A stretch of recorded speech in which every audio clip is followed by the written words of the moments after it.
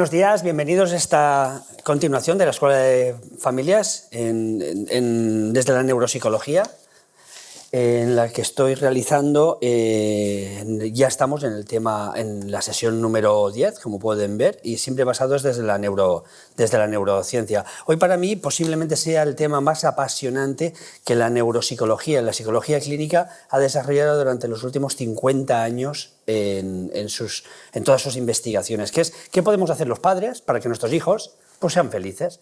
De eso se trata. Si es que no es otra cosa. Y lo que la ciencia nos ha aportado son dos cosas básicas. Las circunstancias existen, y el otro día publiqué algo sobre las circunstancias y qué podemos hacer con ellas, que la genética es el 50%, que el 10% son las circunstancias, pero luego tenemos un 40% de libertad. Y a eso...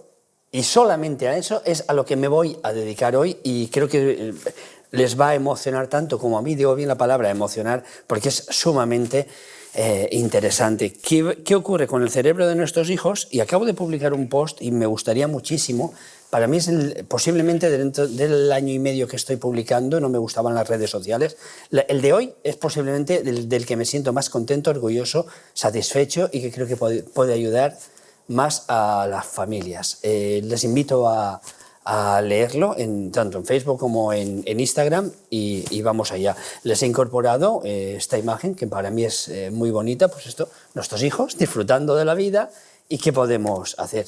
Simplemente os lo leo. Hoy he tomado una frase, en este caso me ha gustado, del Dalai Lama, que es: la felicidad no es algo ya hecho, ni genética, ni estructural, ni funcionalmente, sino llega de tus propias acciones. Y tus propias acciones, cuando ya somos adultos, vienen determinados por cómo vivimos en nuestro periodo infantil, en nuestra familia. Y eso es todas las investigaciones. Entonces, si la Escuela de Familias se dedica de manera práctica a generar espacios de gestión de la felicidad propia, tenemos los datos contrapuestos de cómo está ocurriendo la pandemia en salud mental infanto-juvenil. Desde suicidios, depresiones, los niveles de ansiedad y depresión son brutales. Se han tenido que contratar multitud de profesionales sanitarios, específicamente como yo, dedicados a la salud mental debido a esta pandemia. Pues algo estamos haciendo. Los estudios sobre prevención de la salud mental marcan siempre que el periodo crítico es la infancia. De hecho, ¿cuántos problemas, independientemente de las circunstancias de la adultez, podrían prevenirse? Prevenirse, sí, digo bien, yo dirijo la unidad de prevención comunitaria. Si ayudamos al niño a gestionar sus dificultades, que servirán de modelo en su cerebro, pues cuando las dificultades arrecien. No hay nada que los seres humanos hagan, sepan, piensen, esperen o teman que no haya sido experimentado, practicado o al menos anticipado en el periodo infantil y específicamente en sus momentos de juego. El cerebro del niño que está creciendo tanto está anticipando cómo solventaría proyectándose para no vivirlo en primera persona para que no genere angustia. Y esa proyección es fantástica. Una de las cosas, fijaos qué sencilla, no interrumpir al niño cuando está jugando, salvo que se haga daño. Eso lo que está haciendo es una conectividad cerebral enorme y muy satisfactoria en el cerebro del niño.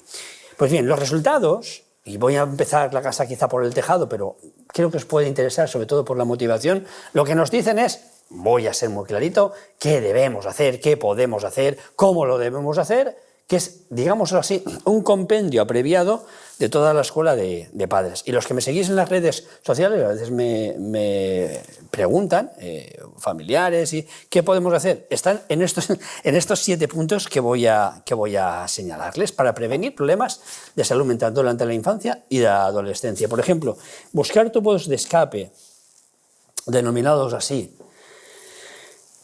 en adicciones al juego, o que pueden ser biberones tecnológicos, o pueden ser no saber poner límites a los amigos cuando estamos teniendo problemas de bullying, o de adultos, de mobbing, o de problemas de bebida, y cuando estamos en grupo, el factor, por ejemplo, en mi tesis doctoral, que más había explicado, el dejarse llevar por circunstancias que en mi foro interno yo sé que me van a hacer daño a mí, a la comunidad, a mi familia, al entorno, por ejemplo, en drogas o en alcohol, o hacer daños por retos virales, es precisamente una incapacidad de haber sentido dentro de mí, durante la propia infancia, que soy valioso.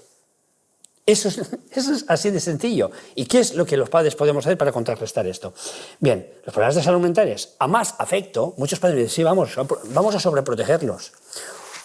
Un buen calvote, y pueden poner ahí todos los adjetivos que ustedes puedan decidir. Y más cercanía, por ejemplo, la palabra tiempo de calidad es un eufemismo. Un eufemismo sustituye una realidad. Pasar tiempo lo más insistente y lo más cansino posible con el niño, haciendo cosas frecuentemente compensando para comprarles sus intereses. Eso es el eufemismo que sustituye tiempo de calidad. Pues bien, voy a leer literalmente para no digregarme en estudios, en investigaciones, porque os puede ser de mucha utilidad. Yo creo que es, y permítanmelo, esta digresión, es de la conferencia, charla de la que más orgulloso, más horas le he dedicado y de la que creo que pueden sacar ustedes mucho más partidos. A más afecto y más cercanía, más queridos incondicionalmente, vamos a conseguir que su cerebro segregue hormonas y neurotransmisores, ya les he hablado un montón de veces de esto, contrarios a la parálisis y al estrés que no son propios del niño, que se llaman estrés impropio. 2 puntos. No hay salud mental sin afecto durante el periodo infantil. No lo hay. Hoy desarrollaré aspectos sobre qué es el afecto y qué no lo es. Si el niño lo hacemos sentir especial durante la infancia, no necesitará ser especial para el resto del mundo durante el resto de su vida. Nada menos. Es la vacuna contra el narcisismo social. Segundo, a más y mayor atención y de mejor calidad esa atención cuando los niños lo necesiten, no siempre. Mayor seguridad.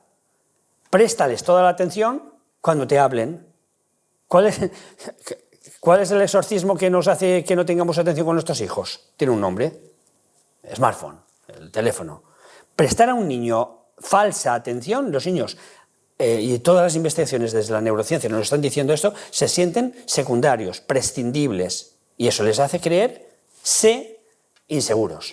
Y esto todas las investigaciones. Y esa inseguridad luego la transmiten en otros ámbitos. Escuchar a un niño. Hace poco volví a publicar, reiteradamente lo vuelvo a publicar. Papá, escúchame, no, escúchame con los ojos.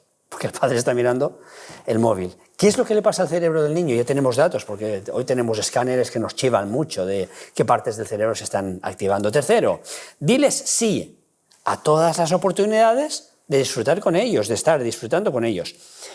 Cada vez tenemos más niños que no saben disfrutar de la vida. Lo hacen en ambientes privados, aislados, y eso les hace sentir en la profundidad. Yo trabajo con muchos adolescentes, se lo aseguro, que la vida carece de sentido. ¿Cómo? ¿Que un adolescente dice eso? ¡Ja! No, y yo pregunto, ¿cómo? ¿No se han dado ustedes cuenta? Vamos a ser sinceros. Si no han disfrutado durante la infancia, los niños carecen de neurotransmisores, lo diré en palabras menos técnicas. Los niños no se involucran más que por un dejarse caer. Eso no es disfrutar, eso es hacer la monotonía de un juego reiterado. No saben jugar, no saben disfrutar. Cuarto, diles no entonces, pero diles no de una manera adecuada. Si crees que es mejor para ellos, en ese momento. Quinto, es imprescindible ser comprensivos para que ellos puedan aceptarse. Acepta sus sentimientos y emociones. Es decir, conecta, acepta, habla y ayúdale a reintegrar de la manera más sana.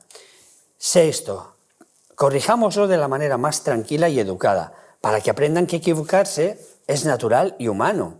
Ayer mismo publiqué un post sobre si los niños han vivido con castigos, aprenderán que no pueden ni equivocarse. Si los niños han vivido con autoritarismo, y creo que la mayoría de la población me sigue por lo que las estadísticas estoy viendo.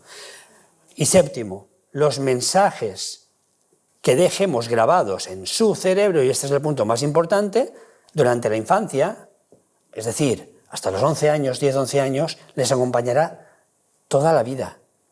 Nunca seamos despectivos ni les descalifiquemos, nunca. Porque cuando ocurra algo con un nivel cierto de tensión, de indefensión por notas, por relaciones con amigos o por gestión, su cerebro, que no ellos, y he hablado muchas veces que el 90% del cerebro es inconsciente, irá a buscar qué ocurrió en las primeras ocasiones, y hago hacia atrás porque el cerebro crece de atrás hacia adelante, cómo ocurrió. Y he estipulado esta charla en dos partes. No me da tiempo a la primera, asertividad y felicidad. En los carteles pusieron la asertividad, no entiendo muy bien.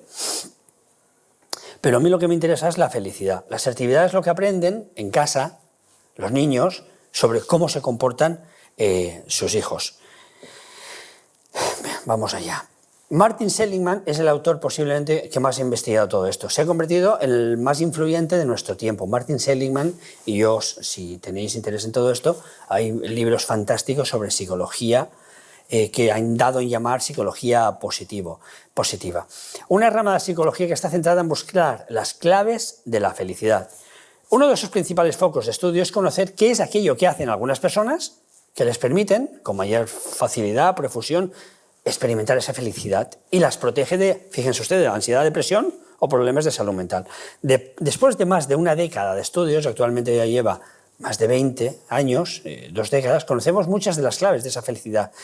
Pues bien, lo más interesante de estas investigaciones es que todas las personas pueden aumentar las claves de su felicidad si cambian hábitos básicos en la relación con ellos mismos. Nosotros mismos podemos ayudar a nuestros hijos a desarrollar un estilo de pensamiento positivo, transmitiéndoles una serie de valores y hábitos sencillos en nuestra vida cotidiana. Aunque no me nazca, aunque yo no lo haya vivido, lo que necesita, aunque tenga ese tipo de pensamiento, es un buen bofetón, yo qué sé qué, pero lo voy a hacer blandito, es todo lo contrario, a más afecto, más capacidad de gestión. Hay una serie de mitos que no corresponden para nada a la realidad, más bien son tóxicos y contradictorios, que es a más atención les prestemos y más afecto les demos, más blanditos, inseguros y sobre todo indefensos los hacemos, que es contrario a todo eso. Somos la única especie que nace a no término. Entonces, en la última de las charlas, anticipé aspectos sobre crisis de ansiedad y salud mental, y hoy quiero hacer como especie de vacuna. El domingo publiqué este post. Son cosas muy básicas. ¿Y por qué es importante? Y yo lo hago todos los días, salvo que tampoco vamos a decir que estamos obligados a ello, pero son las vacunas que más efectividad, con efecto contrastado desde la psicología, de la evidencia científica, todas estas palabras se han demostrado. Son cosas básicas. Acuéstalo y levántalo con un abrazo sentido, simplemente el sentimiento del abrazo, que es liberación de oxitocina. Soy importante para alguien. Con tu hijo minimiza yo y enfatiza en nosotros. Qué bien lo hemos pasado. ¿Qué es lo que más te ha gustado? Respétalo. Hay un juego que yo suelo hacer, que es meter en una caja transparente de cristal, esquivamos solamente un mensaje de lo que más me ha gustado del día y luego lo recogemos. Su cerebro lo va a ir grabando, con lo cual liberará oxitocina y otro tipo como serotonina. Ya lo he hablado, agachémonos y pongamos a su altura para hablar. Sintámonos que puede jugar con nosotros. No gritemos, no insultemos, no comparemos. El umbral auditivo de los niños y también el visual es mucho más vulnerable que el nuestro.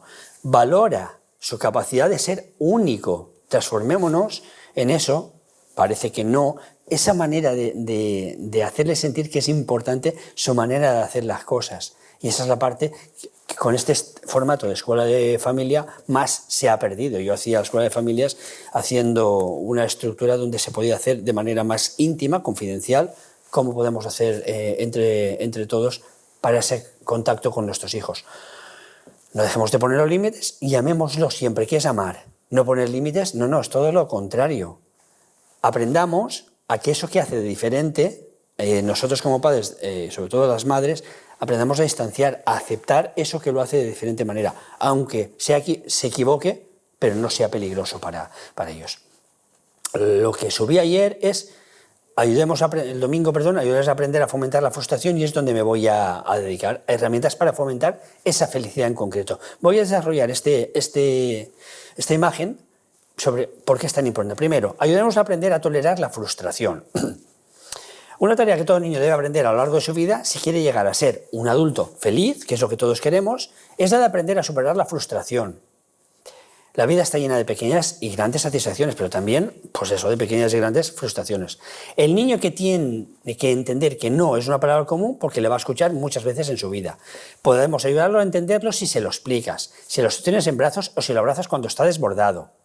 No le pidamos que entienda, porque si las emociones que tiene, recordemos, 3 veces más fibras eferentes de abajo hacia arriba de las emociones hacia la racionalización y que se obnubila con el llanto, la rabia o la ofuscación, no le podemos hablar en ese momento, simplemente tenemos que atenderlo en base a su capacidad de recepción, porque está bloqueado, obnubilado, está que no puede en ese momento atender. Si lo ayudamos a ver que en ocasiones las cosas simplemente no pueden ser, es posible que asintamos estos consejos se queden un poco cortos y que te gustaría conocer más acerca de cómo ayudar al niño a sobrellevar la frustración.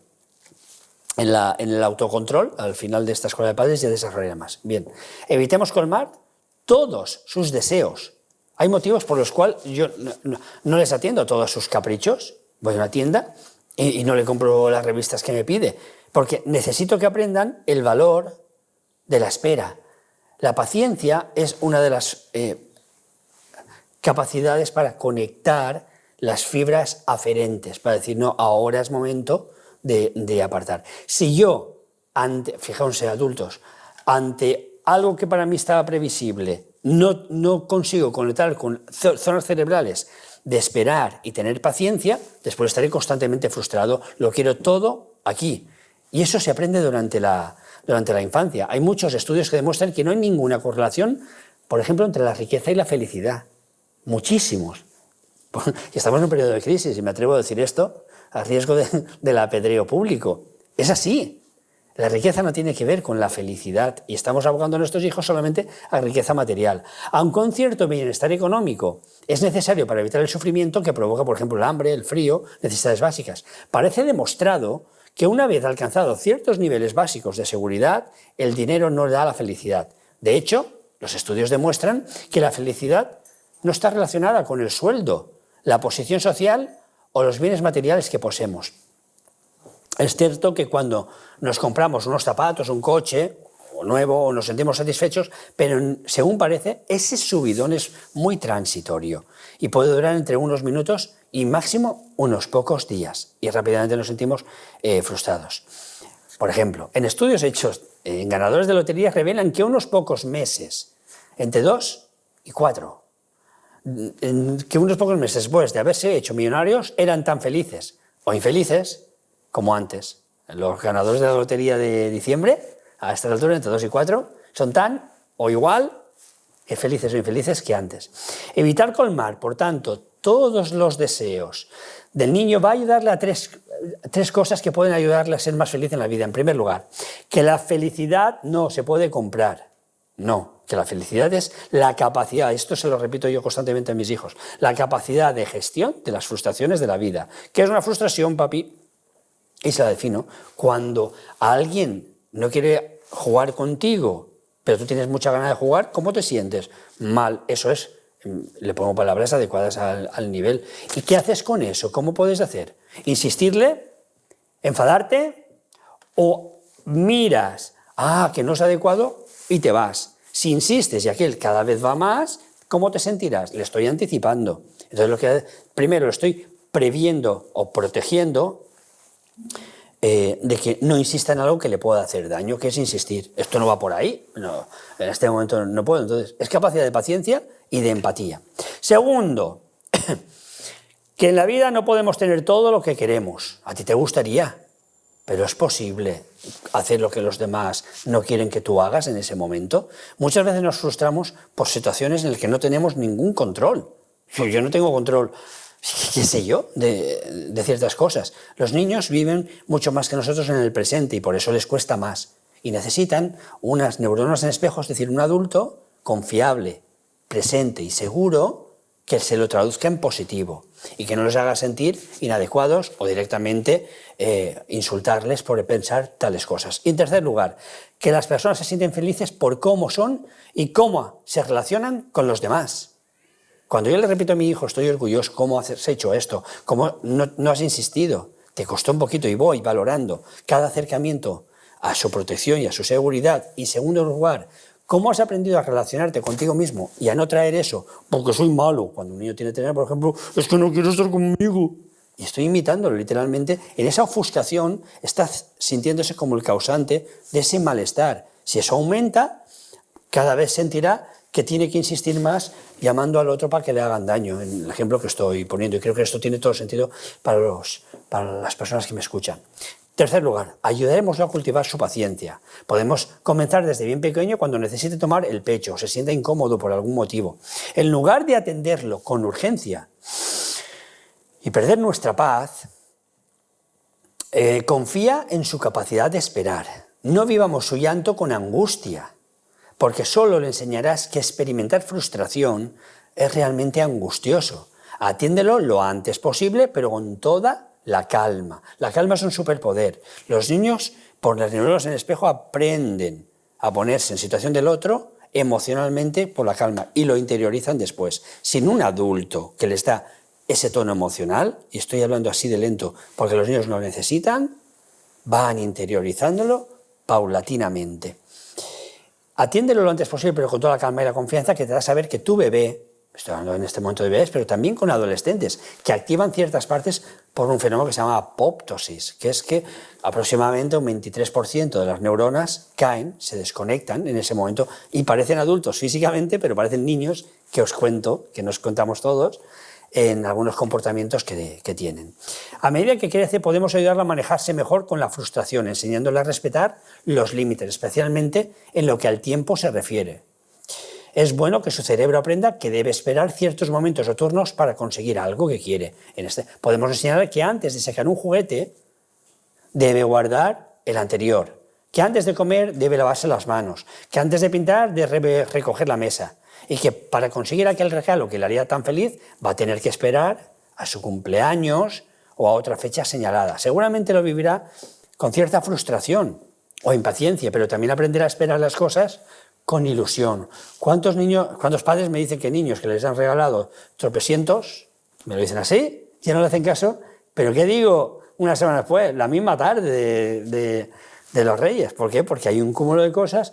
Si no les enseñamos a esperar la frustración, no la valorarán, y si no se valora, luego no tiene en su jerarquía interna una capacidad suficiente. Desde la neuropsicología, porque esto es importante, porque si lo tengo todo en el momento que lo deseo, no seré capaz de gestionar las frustraciones de la vida, no seré capaz de ser felices ante la mínima capacidad de frustración. Bien, dirige su atención hacia lo positivo.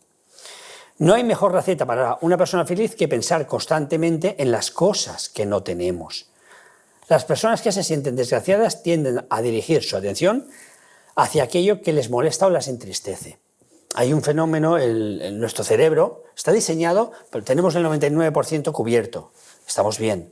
Pero como pase algo que no nos ha gustado, podemos verlo, algo que nos ha pasado a lo largo del día, durante la noche, vuelve con imágenes persistentes. Ese es el fenómeno de la ansiedad, que genera luego depresión, insomnio y otro tipo de circunstancias. Porque nuestro cerebro, debido a que nuestra especie es muy vulnerable en comparación con otras especies y nace a no término, siempre tiene tendencia, de alguna manera, a repasar todas las cosas que pueden haber estado mal durante el día. Ha aumentado, por ejemplo, el nivel y la frecuencia de trastornos obsesivos compulsivos o de TOCs habitualmente. Bien, las personas felices, sin embargo, aprenden a redirigir su atención a aquellas cosas que son positivas. Afortunadamente, los hábitos de atención pueden cambiarse. Al igual que un dentista tiende a fijarse en la sonrisa de la gente porque su cerebro piensa en clave dental, nosotros podemos ayudar a nuestro hijo a desarrollar un estilo de atención positiva. Fijémonos en lo positivo y se lo enseño. Una estrategia muy sencilla que podemos aplicar cuando exprese su frustración por aquello que sus amigos tienen y él no, es un ejemplo que pongo que es muy manido, es redirigir su atención hacia todas las cosas materiales o inmateriales que él tiene la fortuna de disfrutar. No se trata de negar sus sentimientos, no se trata, esto no es lo importante, sino de valorar, de ponderar lo que sí tiene y que lo hace a él feliz, porque en un momento de contraste puede volcarse hacia eso. Pero a la vez podemos ayudarle a pensar positivamente y explicarle que aquellas personas que se fijan en lo que no tienen se sienten tristes, y aquellas que se fijan en lo que tienen se sienten contentas y afortunadas con lo que tienen. Es asombroso. Hay algunos estudios sobre niños, permítanmelo, niños africanos que apenas tienen nada y tienen unos niveles de frustración infinitamente mayores y unos niveles de ansiedad y depresión infinitamente menores que los niños occidentales, sobre todo europeos. En casa yo pongo en práctica un ejercicio sencillo, que se lo comparto desde la neurociencia. A través de una investigación de psicología positiva demostró que se puede enseñar a las personas a dirigir la atención hacia lo positivo. Durante 4 semanas, unos estudiantes escribieron en un papel cada noche 3 cosas positivas que les habían ocurrido a lo largo del día. Después de 4 semanas, sus niveles de felicidad habían aumentado significativamente. ¿Cómo es posible? Por la noche estamos con los niveles de defensas más deteriorados, el sueño nos vence y la melatonina está creciendo, sobre todo si somos adultos. Teniendo en cuenta los resultados de este interesantísimo estudio, cada noche, antes de leerles un cuento, es importante ponerlos al lado y leer el cuento, yo pido a mis hijos, conforme han ido creciendo, que me digan 2 o 3 cosas buenas que han tenido en su día. Si están muy cansados, ese día no lo hago, pero con una me basta. Si practicamos ese sencillo ejercicio, no solo vamos a ayudar a nuestros hijos a fijar la atención en lo positivo, en el lado bueno de las cosas, sino que vas a enterarte, además, de qué cosas son realmente importantes, qué es lo que les ha pasado a diario. Pensar en lo mejor que él para sí mismo ha tenido a lo largo del día no es una actividad que a ellos les entusiasme, porque les obliga a hacer como un escáner de todo el día y están cansados. Pero la cabezonería de su padre, y yo os digo que ha tenido muchas muy buenas consecuencias, hace que sea condición sine qua non para leer el cuento de buenas noches. Estoy convencido de que esto les ayuda a desarrollar un pensamiento positivo y aprender a fijarse en las buenas cosas que todos tenemos. Y si no, aguantar a su padre por lo menos hasta que se acuesten. Cultivemos el agradecimiento. Los estudios han demostrado que aquellas personas que dicen gracias con más frecuencia y que se sienten realmente más agradecidas alcanzan mayores niveles de felicidad. Hay sustancia, por ejemplo, cuando alguien está realmente agradecido, libera oxitocina. Hay estudios que así lo demuestran. Oxitocina es precisamente la hormona, que también es un neurotransmisor, dependiendo del momento en que esté la mujer, la hormona del parto, esto lo conocemos bien. Parte del truco consiste en que el agradecimiento ayuda a poner la atención en el lado positivo de la vida. Da las gracias y recuerda a tu hijo la importancia de ser agradecido con las personas. Seas o no religioso, también podemos aprovechar la hora de la cena para agradecer o sentirnos afortunados por tener alimentos en la mesa y por poder disfrutar los unos de los otros. Eso es fundamentalmente el motivo porque yo siempre ceno con mis hijos, siempre. Y es importantísimo para convivir, para compartir esas circunstancias que no habría de otra manera posibilidad. Pues este sencillo ritual contribuirá a que los niños sepan apreciar su suerte y tener todas las cosas de las que disponen. Y ayudémoslo, por último, a vincularse a experiencias y actividades gratificantes. Puede parecer una idea demasiado sencilla, pero si lo pensamos bien, es una idea muy poderosa. Aquellas personas que dedican tiempo a hacer cosas que les gustan son más felices que quienes dedican más tiempo a hacer cosas que no les gustan. Esto, en concreto, se ha demostrado que las personas que tienen hobbies y que son capaces de sumergirse en estar haciendo algo mientras lo están haciendo, es decir, en no estar, fijaos lo contrario de un móvil. Estoy con algo y mi atención, para liberar la atención de estar en el momento, lo que hace es me aparta de esa atención, con lo cual tengo como una válvula de escape. Lo curioso de todo esto, y hay psiquiatras y psicólogos que a veces compartimos en estas experiencias, es que si hay una válvula de escape, estaremos enseñando a nuestro cerebro que siempre hay una válvula de escape. Niños que tienen dificultad de soportar esa tensión. Cuando he hablado con no pocos profesores, yo mismo lo soy en la universidad, noto cada vez más dificultades en estar atentos más tiempo. Cuando me ha llamado algún compañero, más dificultades de prestar atención al momento. ¿Por qué? Porque busco actividades que sean gratificantes. Me cuesta conectar con experiencias o de aburrimiento, o de espera, o de...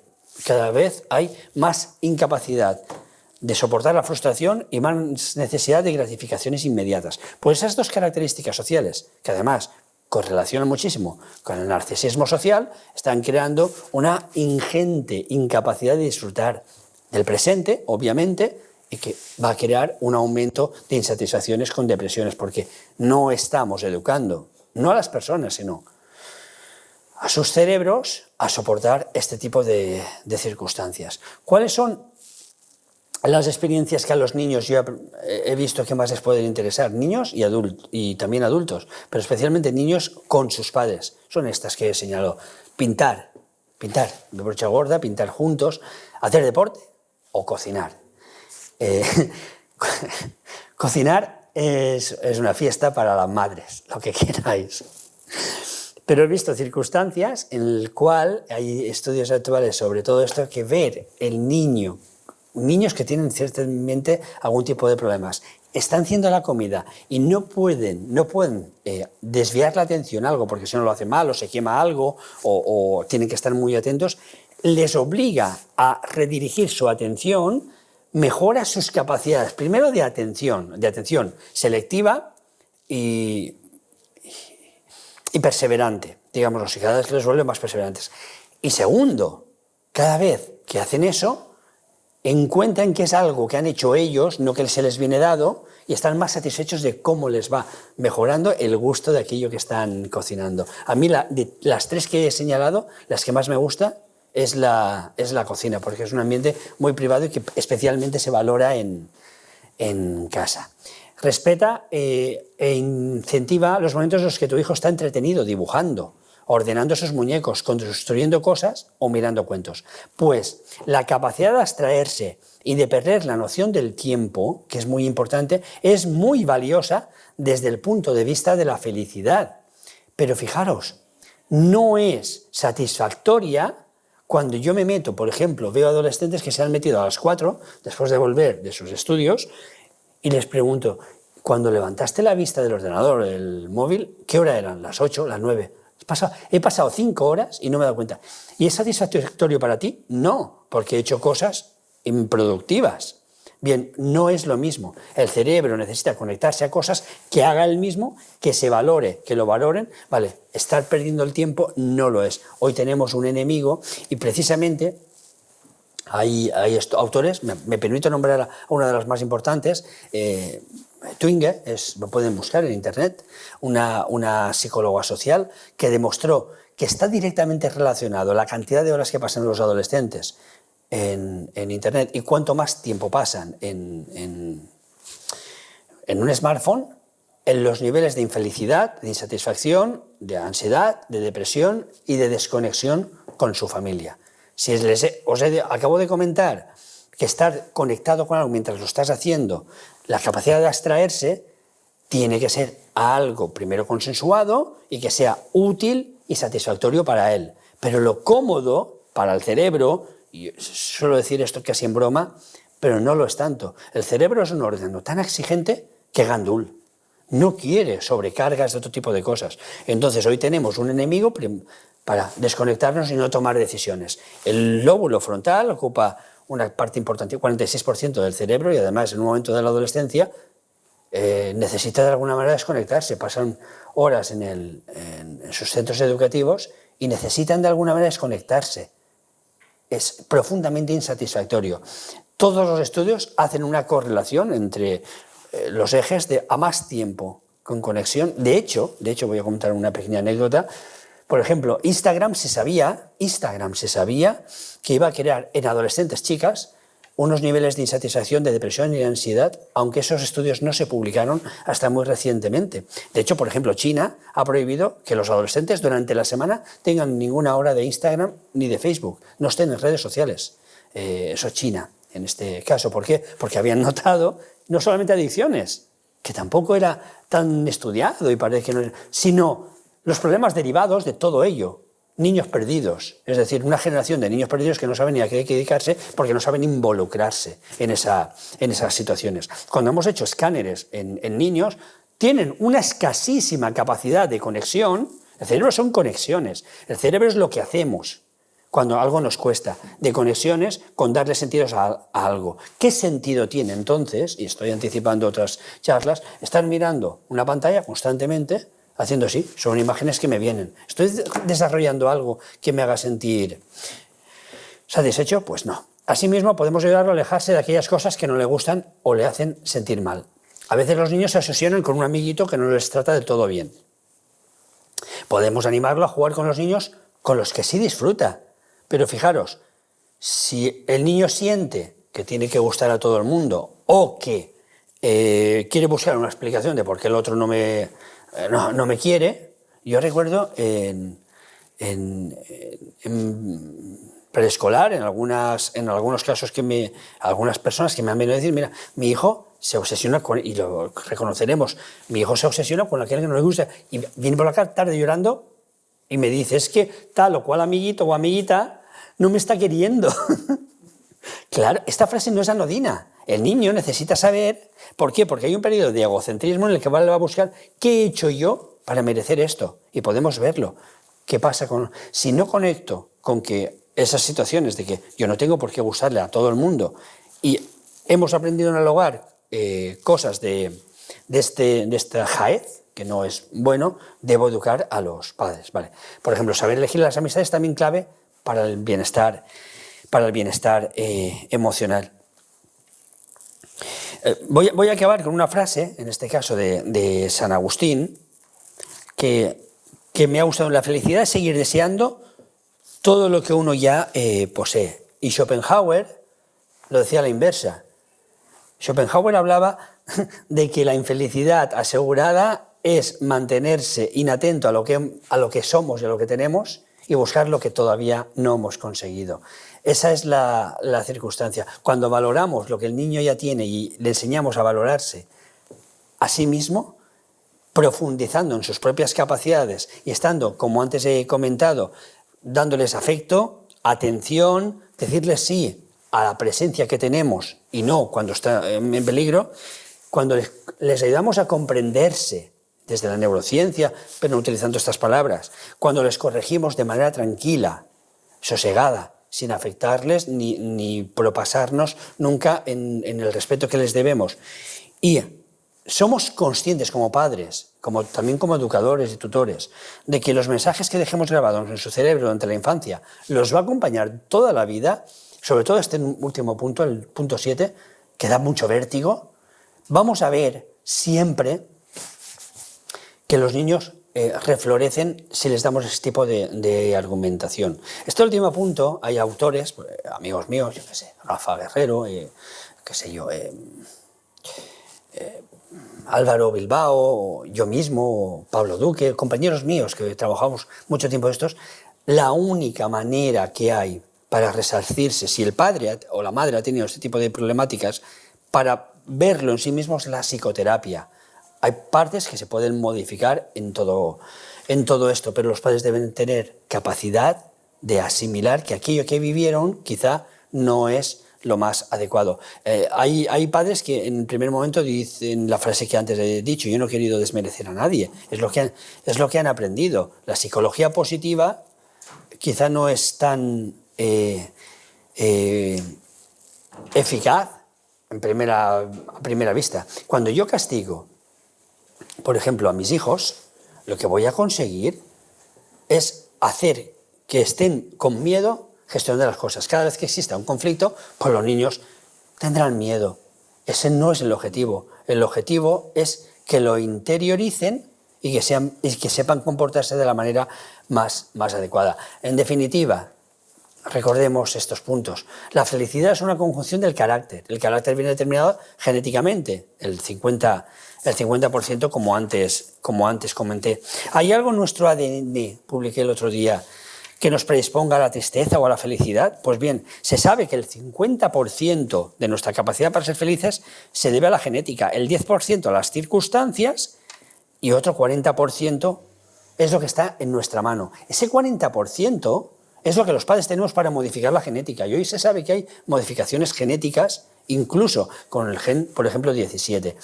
¿Cómo es posible? Sí, podemos ver estudios de gemelos univitelinos que después del embarazo fueron separados de sus familias de origen y no se parecen en nada. Hay un estudio fantástico de 2 hermanos univitelinos gemelos. Uno acabó en la cárcel más famosa de Estados Unidos, en Sing Sing, y otro fue premio Nobel, creo, de matemáticas, para que veáis la fuerza que puede tener estas características. El padre, por cierto, que recibió el premio Nobel, era muy conocedor de todo este tipo de cuestiones de la matemática, aunque estudiaba matemáticas y económicas, era muy conocedor de este tipo de cuestiones. ¿Qué cosas básicas? Fomentemos su carácter, su seguridad, la confianza en sí mismo. Esta es la última diapositiva. Capacidad de defender sus propios derechos, que es la asertividad, tener derecho y saber cuáles son los derechos que me existen. Y sobre todo enseñémosle a tener una mirada positiva ante cualquier cuestión de la vida. Cuando yo veo, por ejemplo, pongo ejemplos de mi vida cotidiana, algo o entro en un sitio, una exposición, voy por la calle y tal, siempre suelo estar mirando, porque claro, se nos va la vista. Fijaos el ejemplo que os he dicho, nuestro cerebro está diseñado para ver cuáles son los peligros, aquello que tenemos que anticipar para proteger a nuestros hijos. Bien, y eso es bueno, pero eso es mi labor como padre. Pero si yo se lo transmito siempre a mis hijos en negativo, estaré transmitiendo que todo es peligroso, que todo puede ser malo, que todo... Bien, ¿qué es lo que hago? Y la ciencia avala todos estos supuestos. De esta calle que estamos entrando, ¿qué es lo que más te gusta? Puede ser algo que, yo qué sé. Y paro hasta que mi hijo saque de él lo que más le gusta de esa situación. ¿Por qué es importante eso? Le pregunto. Y lo mismo le gusta, qué sé yo, cómo están cayendo, cómo han puesto algo de luz, cómo han puesto algo. ¿Por qué es importante estar agradecido con algo? ¿Qué es lo que estoy haciendo? No estoy hablando ni de situaciones sociales, estoy hablando de cómo él, al verbalizarlo, se lo transmite a sí mismo, que él es importante para valorar una situación que está percibiendo. Y toda esta explicación que estoy diciendo es, tómate tiempo para valorar qué es lo que te gusta o no te gusta. Eres tú el gestor de tu vida. Y todo este tipo de circunstancias, lo que nos hemos dado cuenta es que imaginemos en la adolescencia, y con esto ya lo dejo, tenemos 5 adolescentes. Los estudios, por ejemplo, en mi tesis doctoral, que antes la nombré, tenemos 5 adolescentes. No consumen, no beben, no juegan, como haya alguien que haya empezado en algo muy manido, por ejemplo, en juego o en adicciones a cualquier juego online, por ejemplo el Fortnite, otro tipo de cosas, ¿cuánto tiempo tarda el resto en no saber poner límites a las circunstancias? O en tener dificultades en decirles a los demás, no, es que todo el mundo tiene, qué sé yo, creo que se llaman pavos. Comprar pavos es algo para... Yo me enteré hace poco de esto, Yo estoy muy mayor también, yo. Pero se sienten mal, descalificados y no tenidos en consideración por sus padres, porque ese es el sentimiento primero, pero el sentimiento no es la realidad.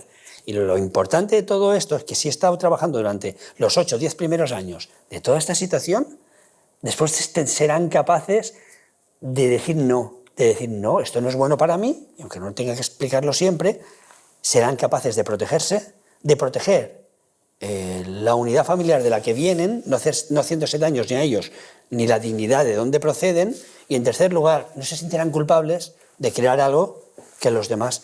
Todo proviene de la infancia, créanmelo, y las estructuras cerebrales vienen de ahí. Cuando yo veo, y me estoy alargando y discúlpenme esto, cuando yo veo adolescentes que han tenido ocasiones no de adicciones, que ellos tardan más en percibirlo como peligroso. Voy a hablar de esto porque es delicado. Daño cerebral sobrevenido haciendo, por ejemplo, un botellón, un exceso de horas de juego, un no saber poner límites. Normalmente me dicen, yo sabía que iba a sentarme mal, que iba a tener consecuencias negativas, que con mis padres...